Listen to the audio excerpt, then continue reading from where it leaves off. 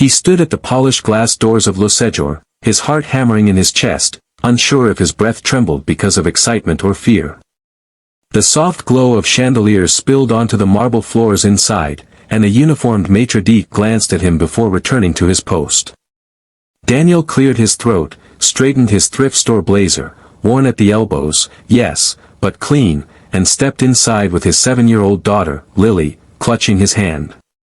In that golden foyer, he felt small, an imposter in a world of crystal stemware and tailored tuxedos. The moment the maitre d' looked at Lily's scuffed sneakers and Daniel's second-hand clothes, his smile faltered.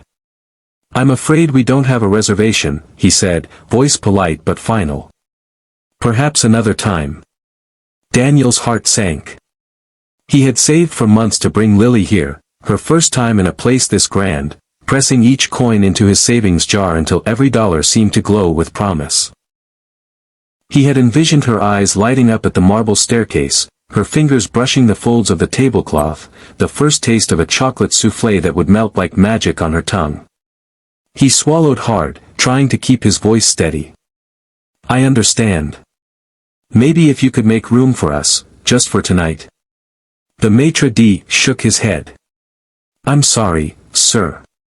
It's fully booked." Lily tugged at his sleeve. Her lower lip quivered. "Daddy." Daniel knelt, lowered his gaze to meet hers. "It's okay, sweetheart. Maybe next time." But as they turned away, Lily's cheeks glistened with tears, and Daniel felt a fresh sting in his chest, defeat. On the street, the evening lights winked at them, and Lily clutched a crumpled dream between her tiny fingers. Daniel carried her a few steps until she looked up, whispering, "I'm hungry, Daddy." He paused, closed his eyes, and forced out a breath. "I know a place. Let's find something just as good." Meanwhile, across town, in an opulent penthouse overlooking the city skyline, Charlotte Whitfield stared at her reflection in a gilt-framed mirror. Her ebony hair was pinned into a loose chignon, her pearl necklace gleaming like a halo around her neck. She envisioned herself at the gala she would host in 2 hours, the city's most eligible widow, a generous philanthropist, mourning her beloved husband's memory while stepping gracefully into society's spotlight. Yet standing there, Charlotte's emerald green eyes felt hollow, echoing an ache that no amount of wealth or responsibility could fill. 3 years ago, she had been Charlotte Saunders, a 30-year-old art dealer with an easy laugh and a passion for impressionist paintings. Then Alexander Whitfield, handsome, brilliant, and devoted, had swept her off her feet. She had believed their marriage could conquer anything. But a sudden car accident, a fatal collision on a rain-slicked highway, had left her widowed and robbed of half her heart. Since that night, she had thrown herself into running the Whitfield Foundation, donating to orphanages, funding scholarships, overseeing gala after gala, each glittering event a reminder that she was alone.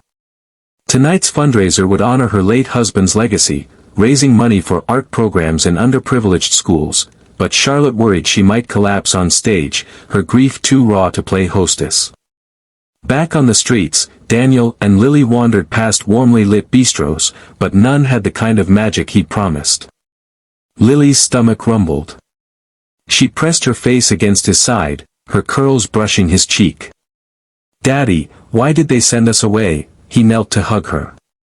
"Some places aren't meant for us tonight, pumpkin. Let's find someplace else to dream." He found a small cafe around the corner, no chandeliers, no white tablecloth elegance. Just a modest menu and a friendly waitress named Maria who gave Lily a free chocolate chip cookie when she saw how crestfallen the little girl looked. Lily's face brightened, she hugged the warm cookie like a treasure. As Daniel tucked his wallet into his pocket, he noticed the menu prices still beyond his careful budget, but he ordered 2 grilled cheese sandwiches and a bowl of soup. It wasn't Le Séjour. It wasn't a night to remember for its sparkle. But as Lily devoured her food and giggled at a silly doodle in his sketchbook, his attempt at drawing her favorite cartoon character, he felt a warmth that had nothing to do with luxury. It was the simple glow of being with her. Several miles away, Charlotte descended a grand staircase to the grand ballroom below, where tailors adjusted her gown's hem, and staff fluttered around arranging centerpieces. She moved through the crowd as though in a dream, exchanging polite nods and rehearsed condolences, offering robotic smiles. A hush fell as she ascended to the stage, spotlights making her tremble. She stared out at rows of silver-topped tables, each one a constellation of crystal and candlelight. She imagined Alexander somewhere in the audience, urging her on, but there was only emptiness. Her breath caught. The microphone felt heavy like a confession.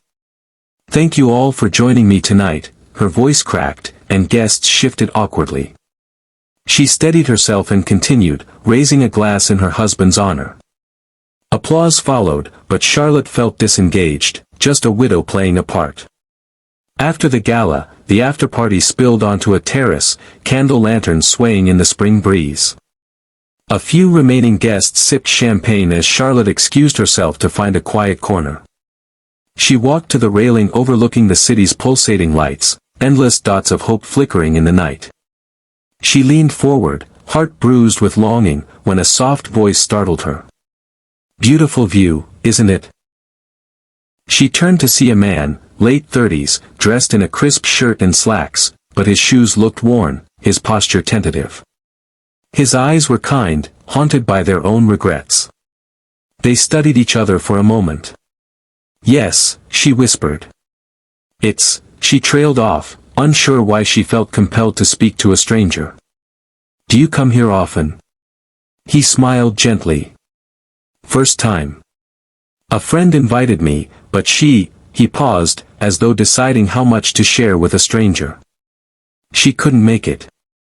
My daughter and I were going to try the chef's tasting menu, but we didn't have a reservation."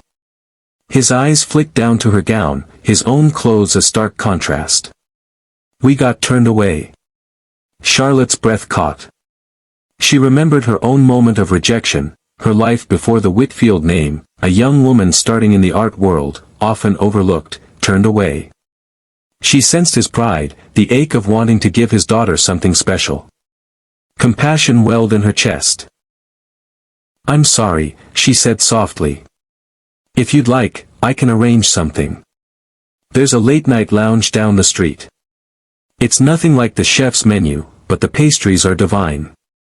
My driver is still with me, he could drop you there." Daniel blinked, incredulous. "That's very kind." Lily peeked from behind him, clutching Daniel's leg, hair tousled from their earlier disappointment. Charlotte knelt, smiling at the girl. "Hello. I'm Charlotte. May I call you Lily?" Lily nodded shyly. "Hi." Charlotte retrieved her phone and tapped an app. "I'll have my driver take you to Patisserie du Soleil. They stay open late for private events." She handed Daniel a card. "Show him this. They'll treat you like royalty." Daniel hesitated. "I can't impose." "You're not imposing," Charlotte insisted. She looked at Lily's wide brown eyes. "I was once denied a chance to sit at a table I thought I deserved. Tonight, I want to give back a little." She smiled. "Go. Enjoy. And remember, kindness can be found in unexpected places." Daniel bowed his head, voice thick with gratitude. "Thank you, Ms. Charlotte." Just Charlotte. Lily reached up to take another chocolate chip cookie from Charlotte's pearl-adorned clutch. Daniel watched them, his heart thawing. He helped Lily into the sleek black sedan waiting by the curb.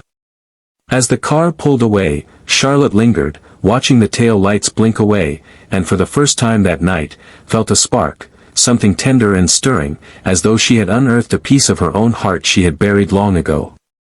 In the cozy glow of Patisserie du Soleil, Daniel and Lily found a small private booth.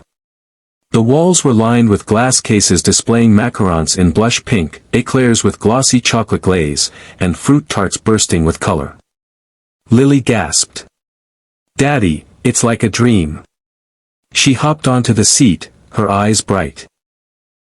Daniel stepped outside to find the manager with a kind smile, who showed him to the booth and said, "Madam Whitfield asked us to treat you both tonight. Please enjoy." Inside, Lily's laughter filled the space as they shared a delicate millefeuille and hot chocolate topped with whipped cream and sprinkles. Daniel watched her savor each bite, her face lit by candlelight, curls dancing as she spoke about wanting to be a baker when she grew up. He felt a swell of hope, a reminder of why he fought so hard, to give Lily the world she deserved, even if it was one macaroon at a time. Meanwhile, Charlotte retreated to her penthouse, slipping out of her gown and into comfortable pajamas. The echo of Lily's laughter still rang in her ears. She poured herself a glass of red wine and moved to the picture window overlooking the city. In the faint glow of neon signs, she saw movement, a man and a girl laughing in pastry-scented bliss. She closed her eyes, allowing herself to remember what it felt like to be seen beyond grief. A smile touched her lips despite the ache in her chest. Over the following weeks, Charlotte couldn't forget Daniel and Lily. She found herself thinking of them at odd moments, when selecting pieces for a new art exhibit, when reading bedtime stories to her golden retriever, Winston. She realized she felt protective, an urge to reach out. The more she reflected, the more she recognized that she'd been isolating herself, keeping grief at bay by drowning in philanthropy and social obligations. But the brief connection with the single father and his daughter had shown her a glimmer of life beyond her losses. One Saturday morning, Charlotte visited a local community center where Lily's small school held a charity bake sale to raise funds for the art program the Whitfield Foundation had sponsored. She walked into the crowded gymnasium, sunlight streaming through high windows, illuminating tables covered with homemade cakes, cookies, and volunteer students in mismatched aprons. She scanned the room until she spotted Lily, arms dusted with flour, standing behind a table of pink-frosted cupcakes. Next to her stood Daniel, his eyes widening when he saw her approach. "Charlotte!" Lily exulted, racing into her arms. "We baked cupcakes for you." Charlotte knelt and hugged Lily, inhaling the scent of vanilla and buttercream. "You did this all for me?" Lily nodded proudly. "And Daddy baked brownies too." Daniel smiled, brushing hair behind his ear. "We wanted to thank you, for the other night." He looked at Lily arranging the cupcakes, then back at Charlotte. "It meant so much." Charlotte's heart lifted. "You two mean a lot to me. I'm so happy to see you here." She turned to Lily. "Would you like to show me around? I heard you're the star baker." Lily beamed and led Charlotte to the table. Daniel followed, and as Charlotte paid for a dozen cupcakes and brownies, she realized how simple moments like these, shared over batter and frosting, could bring people together. She felt warmth blossom inside her chest. Over coffee in the community center's cafe, they talked.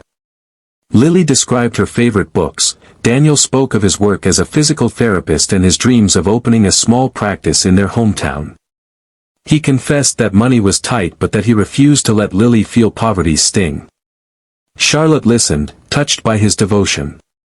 She shared her own story too, how she'd loved art, how she lost Alexander, how she'd thrown herself into her work but had forgotten how to live.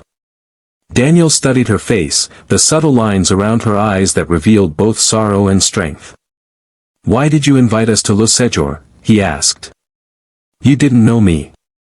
Charlotte looked out at the bustle of families and volunteers. "I've spent so long hiding behind my grief and my reputation. When I saw you and Lily turned away, I saw myself, once I had nothing but hope and love. I wanted to pay it forward, to remind myself that kindness matters." She paused, then added with a soft smile, "And I want to be your friend, if you'll let me." Daniel's throat tightened. "I'd like that." He glanced at Lily, whose attention was fixed on a portrait of a ballerina hanging above them. Charlotte noticed, the ballerina wore a crown of paintbrushes instead of flowers. "Do you like art, Lily?" The girl nodded.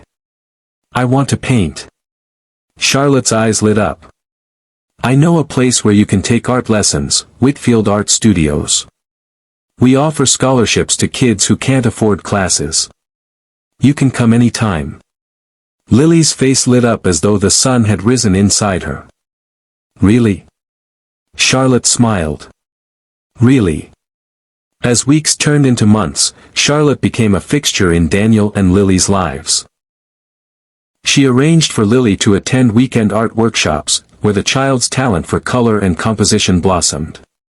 Daniel found himself less isolated too. He would stop by her penthouse on Sundays to pick up Lily, and the three of them would go to the park, picnic on her rooftop terrace, or visit museums. Charlotte shelled out for art supplies and helped Daniel connect with a local loan officer to secure a modest mortgage on a small house near Lily's school, so they could have